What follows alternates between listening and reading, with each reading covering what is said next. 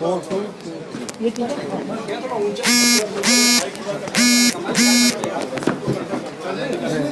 किसी छोटी आदरणीय इलेक्ट्रॉनिक मीडिया और प्रिंट मीडिया के साथी, मेरे साथ में सीनियर नेता जी, अनिल धुल जी, सभी अन्य पार्टी के सीनियर नेतागण, जैसा कि आप सबको ज्ञात है कि 22 वर्षों के बाद हरियाणा प्रदेश के अंदर स्टूडेंट यूनियन इलेक्शन की बात हो रही है और इस बात की भी सूचना आप सभी को है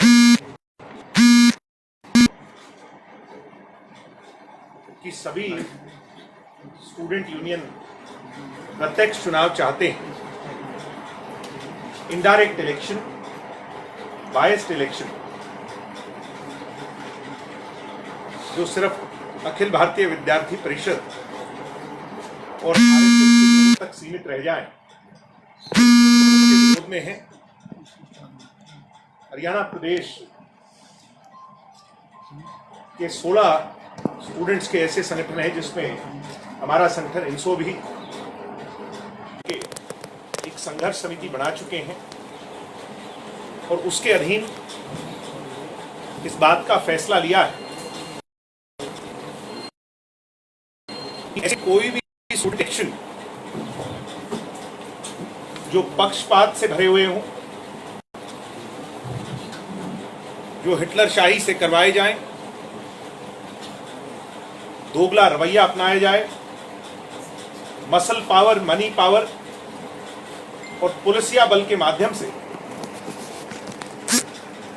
हरियाणा की खट्टर सरकार अपनी ताकत दिखाकर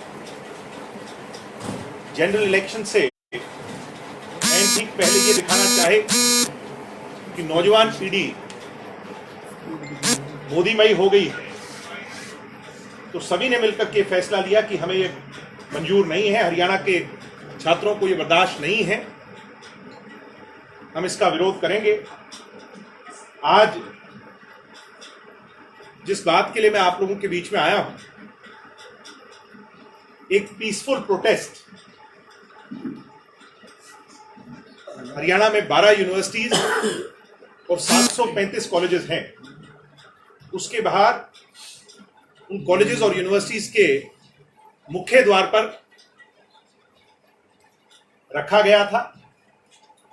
सुबह प्रातः 10 बजे जब छात्र एक मत होकर, एक राय होकर के यूनिवर्सिटी और कॉलेजों की हड़ताल करवाकर जब गेट पर गए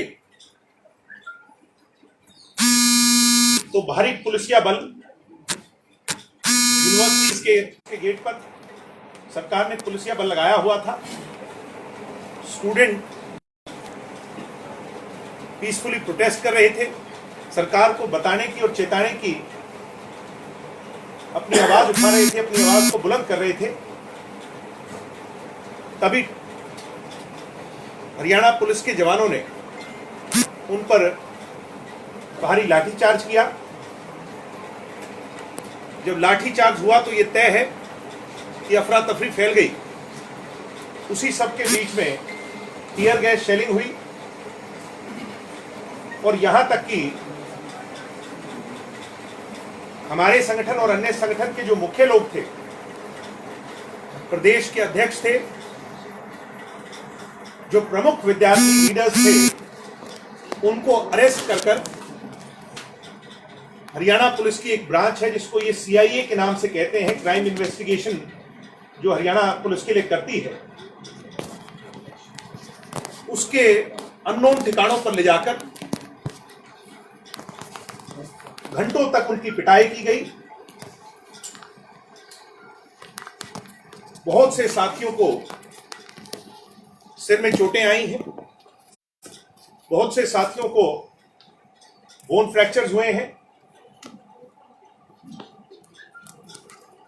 ऐसा शायद हरियाणा के इतिहास में पहली बार देखने को मिला है कि शांतिपूर्वक प्रोटेस्ट कर रहे विद्यार्थियों पर हरियाणा की सरकार ने पुलिसिया बल आजमाया और जो डेमोक्रेटिक राइट है, राइट टू स्पीच है, जो फंडामेंटल अधिकार है, उसका खुलेआम हरियाणा की सड़कों पर हनन करने का काम हरियाणा प्रदेश के मुख्यमंत्री के इशारे पर, बीजेपी के इशारे पर हरियाणा की सरकार ने करने का काम किया। मैं आपके बीच में इसीलिए आया हूं कि मेरी ऑर्गेनाइजेशन खुल करके इस बात की कठोर निंदा करती है कि जो हुआ वो शर्मनाक है। वो प्रजातंत्र के अंदर बोलने का जो अधिकार है उसका खुले तौर पर हनन है। मगर मैं आज इसलिए भी आप लोगों के सामने आया हूं, जहां हम इसकी निंदा कर रहे हैं, वहीं मैं आज इस बात का खुले तौर पर ऐलान करता हूं कि ये जो मैल प्रैक्टिस करने का काम सरकार चाहती है कि 17 तारीख को भगवाकरण हरियाणा की यूनिवर्सिटीज का ये इसी पुलिसिया बल के माध्यम से करवाने का काम कर लेंगे। सरकार बहुत बड़ी गलतफहमी में है।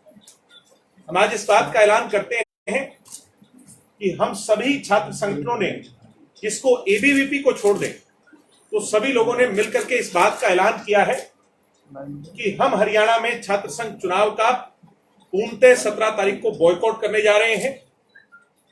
और फिर भी अगर सरकार ने बल प्रयोग किया और इस गलत प्रैक्टिस का इस्तेमाल किया तो फिर इसके लिए सरकार जिम्मेवार होगी। विद्यार्थी हरियाणा के लाखों लाख छात्र जिम्मेवार नहीं होंगे। मैं पुनः मीडिया से चाहूंगा इस तरह का बदव्यवहार और न्यूनतम स्तर पर एक गवर्नेंस आज दिखाई दी है। आप लोग भी इस संघर्ष में चौथा स्तंभ होने के नाते उनका मैं ऐसी उम्मीद करता हूं। हरियाणा की सरकार तुरंत उन सभी ऑफिसर्स पर, यहां तक कि जो एसएसपीज हैं विभिन्न जिलों के, जिनके इशारों पर यह हुआ विद्यार्थियों के ऊपर, उन पर तुरंत कार्रवाई करे, उन्हें सस्पेंड किया जाए और उन सभी लोगों पर कार्रवाई हो। अन्यथा लेगा बल्कि इस सरकार के ताबूत की आखिरी कील साबित होगी।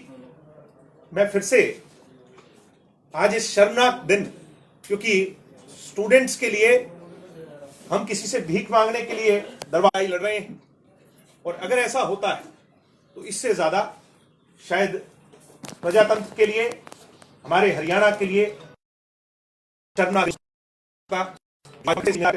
आप सब आए, अगर कोई से बात कर, आपके प्रश्न है तो उसका जरूर जवाब देंगे। अभिनव से बात कर, मैं फिर से आप लोगों का आभारी हूं, धन्यवादी हूं। पीसीआर में फोन सभी साथ सीएम साहब ने थोड़ी देर पहले हरियाणा भवन में कहा है कि हर हालत में छात्र संघ चुनाव होंगे। बायकॉट आप लोग कर रहे हैं, क्या छात्र संघ चुनाव होने देंगे, नहीं होने देंगे, उसको लेकर क्या? किसी भी स्थिति में हरियाणा में ऐसे छात्र संघ चुनाव जो सिर्फ और सिर्फ बीजेपी और उसके लोगों के बनकर के रह गए, मैंने आपसे कहा जैसे अपनी बात में कि हम इस गलत तरीके के इस्तेमाल को, इस प्रैक्टिस को कतई ना तो बर्दाश्त करेंगे, ना उन इलेक्शंस को होने देंगे।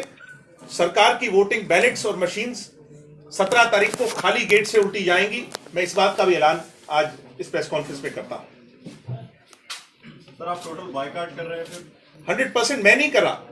संघर्ष समिति प्रत्यक्ष चुनाव को लेकर के जो बनी है, सिर्फ एबीवीपी को छोड़ दें, जितनी भी रजिस्टर्ड स्टूडेंट ऑर्गेनाइजेशन है अंडर द सोसाइटी एक्ट, उसमें सभी स्टूडेंट ऑर्गेनाइजेशन जो एफिलिएटेड हैं अलग अलग पॉलिटिकल पार्टीज से या इंडिपेंडेंट हैं, उन सभी ने एक मंच पर आकर इस बात का ऐलान किया। सीएम साहब ने यह भी कहा कि छात्र संगठन और छात्रों से अपील करते हैं कि वो छात्र संघ चुनाव में हिस्सा ले। साथ ही सीएम कह रहे हैं कि जो लिंग 2 कमेटी है, टंकेश्वर कमेटी है, उस कमेटी की सिफारिश के आधार पर चुनाव कराएं। टंकेश्वर कुमार, और अगले साल से डायरेक्ट को स्पष्ट करना चाहता हूं कि टंकेश्वर कुमार आरएसएस के स्वयंसेवक रहे, लंबे समय तक नागपुर से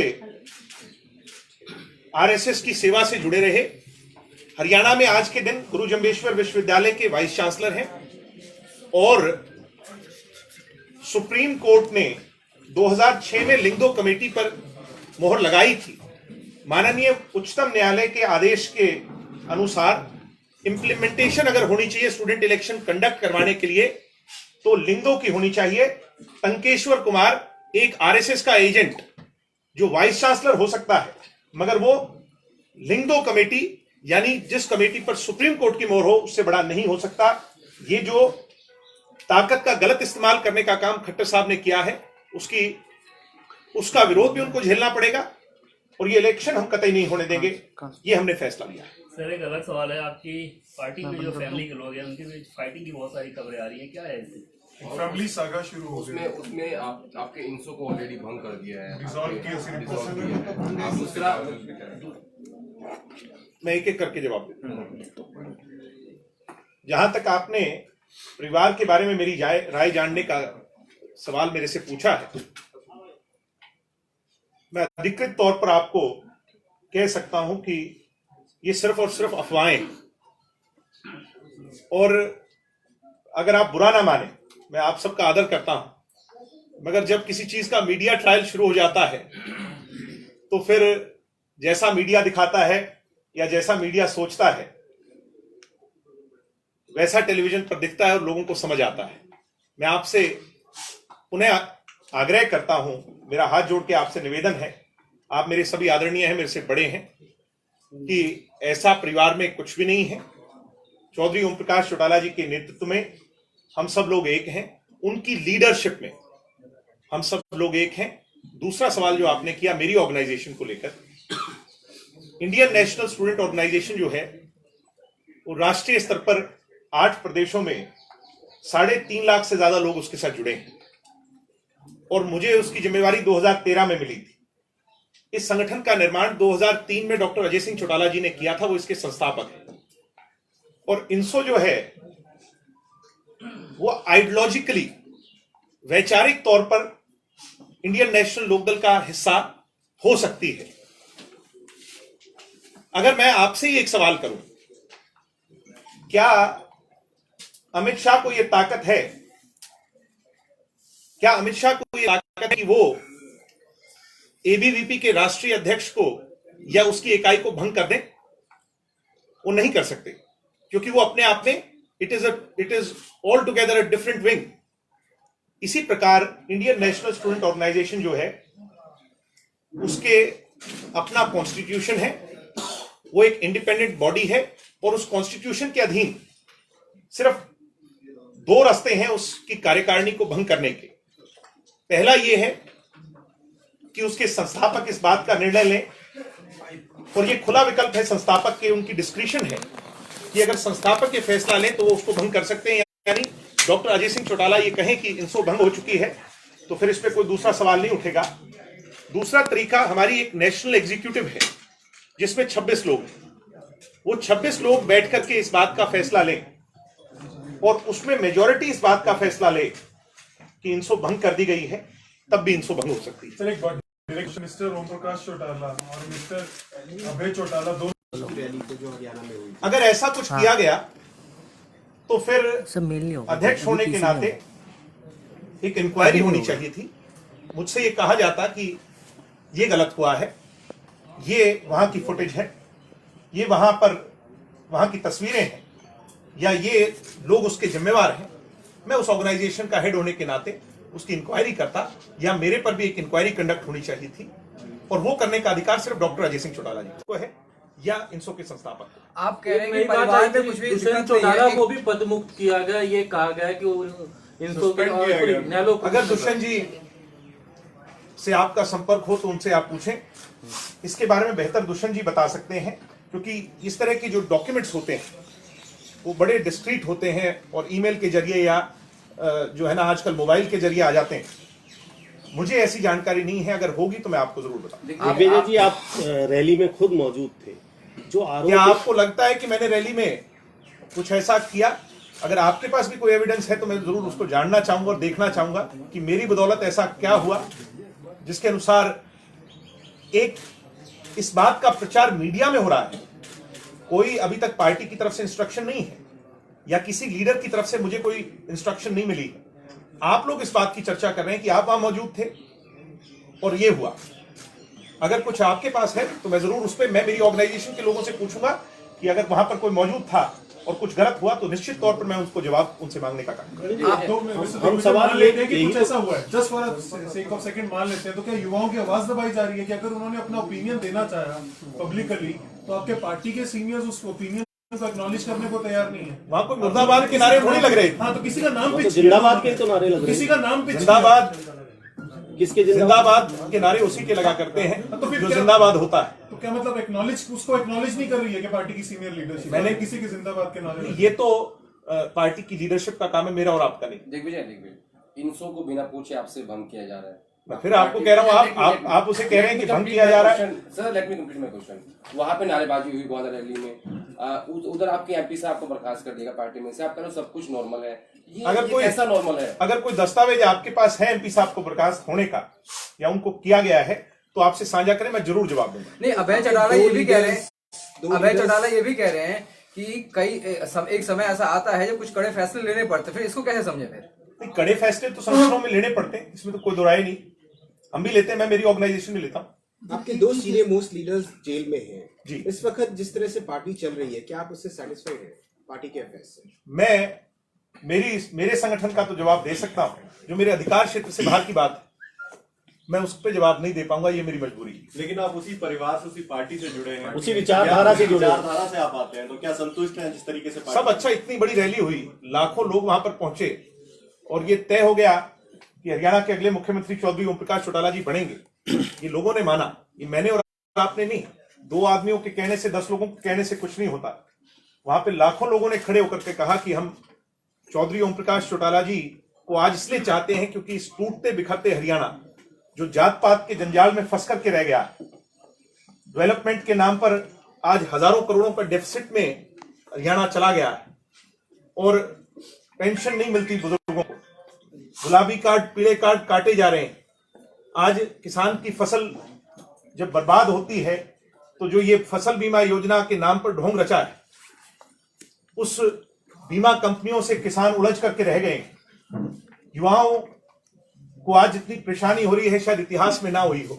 ना रोजगार है, ना आगे का कोई रास्ता नजर आ रहा है। एजुकेशन का न्यूनतम स्तर 10वीं कक्षा के रिजल्ट 40% आते हैं, 12वीं कक्षा के रिजल्ट 45% आते हैं। कई ऐसे स्कूल हैं, 39 ऐसे स्कूल हैं हरियाणा में जिसमें एक भी बच्चा पास नहीं हुआ। इस जंजाल से निकालने का काम लोग चाहते हैं। वो 3 लाख लोग वहां जो आए थे, उन्होंने कहा कि चौटाला साहब आप एक अच्छे एडमिनिस्ट्रेटर हैं, आप हरियाणा को लीड कीजिए।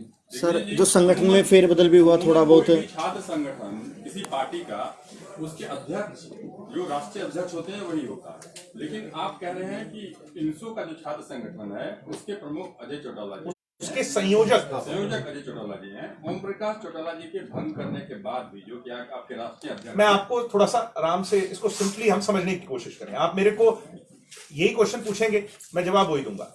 इनेलो की 17 इकाई है जहां तक मेरी जानकारी है। जो इलेक्शन कमीशन से डॉक्यूमेंट आप भी निकाल लोगे, वो तो मेरे को कुछ छुपाने की आवश्यकता थोड़ी है। जो इलेक्शन कमीशन है उसमें इनेलो को बताना पड़ता है कि हमारी कौन सी इकाई का कौन लोग अध्यक्ष है, कौन उसके ऑफिस बेरर है। उन इलेक्शन कमीशन में जो उन्होंने इकाई बताई है उसमें इनसो का कोई जिक्र नहीं है। इनसो, मैं आपको फिर कह रहा हूं, और जब मैं कह रहा हूं तो आप इस बात पे विश्वास कीजिए कि एक इंडिपेंडेंट ऑर्गेनाइजेशन है। हम अपने फैसले स्वयं लेने पे ये हमें फ्रीडम है। तो वक्त आएगा तो क्या इनसो अलग पार्टी के रूप में चुनाव लड़ सकता है? नहीं, इनसो कोई इलेक्शन कमीशन में रजिस्टर्ड पार्टी नहीं है। नहीं, वो पूछे कि वक्त आएगा तो क्या अलग भी आप चुनाव चाहें तो उसको रजिस्टर तो करवा सकते हैं। नहीं, ऐसी नौबत क्यों आएगी? नौबत आ रही है। ये तो आपको लग रहा है, ये आपको लग रहा है, ऐसा नहीं। सर, अगर आपने बोला कि दुष्यंत चौटाला का कोई एसोसिएशन नहीं है इनसो के साथ, तो आज अभय चौटाला ने फिर ये बात क्यों बोली कि वोटिंग को कंट्रोल नहीं कर पाए और उनकी गैर जिम्मेदारी की वजह से रैली में वोटिंग हुई है दुष्यंत चौटाला की वजह से? ये अभय जी बेहतर बता पाएंगे। अभय जी बेहतर बता पाएंगे कि आपकी पार्टी का है और आप ही पे है। नहीं, मैं आपसे क्या कह रहा हूँ, आप प्रश्न उनका है जो मेरे को, सॉरी सर, को एक ताकत दिखाने जा रहे हैं, जैसे आपने यहाँ प्रेस कॉन्फ्रेंस की, थोड़ा एक मैसेज दिया दिल्ली में नहीं, ताकत मैंने नहीं दिखानी, मैंने तो अपनी मजबूरी दिखानी है। जो स्टूडेंट्स के साथ आज हुआ, बेचारे सैकड़ों हजारों स्टूडेंट्स पे लाठियां चली।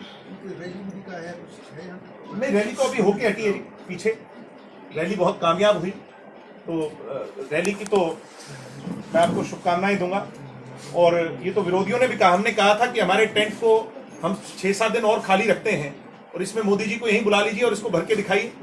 मोदी जी सांपला आए, वहां तो 15-1000 लोग थे। तो ये अंदाजा आप लगा सकते हैं कि हरियाणा लोकदल में हो चुका है, चौधरी देवीलाल को याद कर रहा है। दिग्विजय जी, इनसो का कितना योगदान था गोहाना रैली में? इनसो हर प्रोग्राम में, पार्टी के हर प्रोग्राम में जो हमारे जो जिम्मेवारी लगाई जाती है उससे हमारा योगदान 19 नहीं 21 होता है, सवाया होता है। इस बार कितना योगदान ज्यादा रहा? नहीं, इनसो बढ़ रही है, ये एक बढ़ते हुए पेड़ की तरह है। तो लाखों लोग इनसो से जुड़े हैं, तो वो तो नेचुरली अपने लीडर्स को सुनने आएंगे। दिग्विजय जी, जो रैली थी उसमें आपका क्या कहना है? उसमें इनजस्टिस हुआ आपके किसी लीडर के साथ? नहीं, किसी के साथ कोई इनजस्टिस नहीं हुआ। इनजस्टिस की जहां तक बात है, अगर हुआ होता तो ये सब चीजें कुछ छुपी थोड़ी रहती। प्रॉपर रिप्रेजेंटेशन मिला सब लीडर्स को? सब लीडर्स को रिप्रेजेंटेशन मिलता आया है, मिलता रहेगा। आपको, दुष्यंत को, दोनों को प्रॉपर रिप्रेजेंटेशन मिला उसमें? मेरे को बोलने का अवसर मिला, मैंने सारी बातें, छात्रों की जो विषय की बातें हैं वो सारी बातें रखी। एक बात जानना चाहेंगे, जब से इनसो भंग करने की बात जो कही गई है पार्टी के द्वारा, उसके बाद आपने इनसो के संयोजक डॉक्टर अजय चौटाला या फिर इनेलो सुप्रीमो ओम प्रकाश चौटाला जी से कोई मुलाकात या चर्चा किस तरीके की इस मुद्दे को लेकर की? बड़े साहब जो हैं, चौटाला साहब जो हैं, वो चंडीगढ़ में हैं, ये वो दिल्ली में आएंगे और जो एक ऐसा होता है वो हमें बुलाएंगे, तो हम जाके अपने रिप्रेजेंटेशन रखेंगे कि वो मेरे से पूछते हैं इनसो के कार्यक्रमों के बारे में, वो गंभीरता से लेते हैं इस ऑर्गेनाइजेशन को, पूछेंगे तो मैं उनको जाकर के बताऊंगा। अजय जी जब बुलाएंगे और जो है मैं जाकर के अपनी रिप्रेजेंटेशन। ये आपने कल मुलाकात, रिलेशन ज्यादा इंपॉर्टेंट होते दिख रहे हैं? नहीं, ऐसा आपको लग रहा है?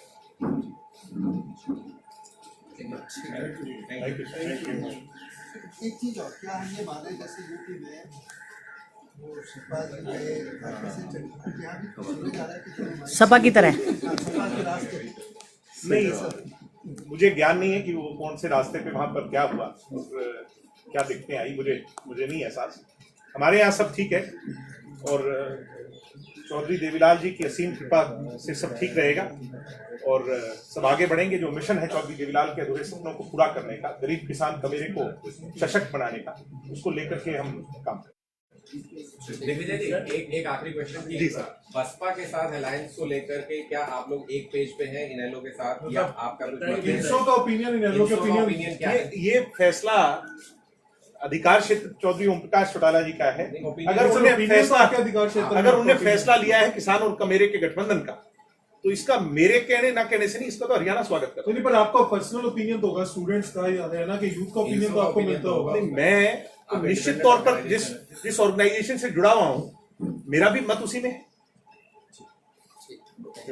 Thank you.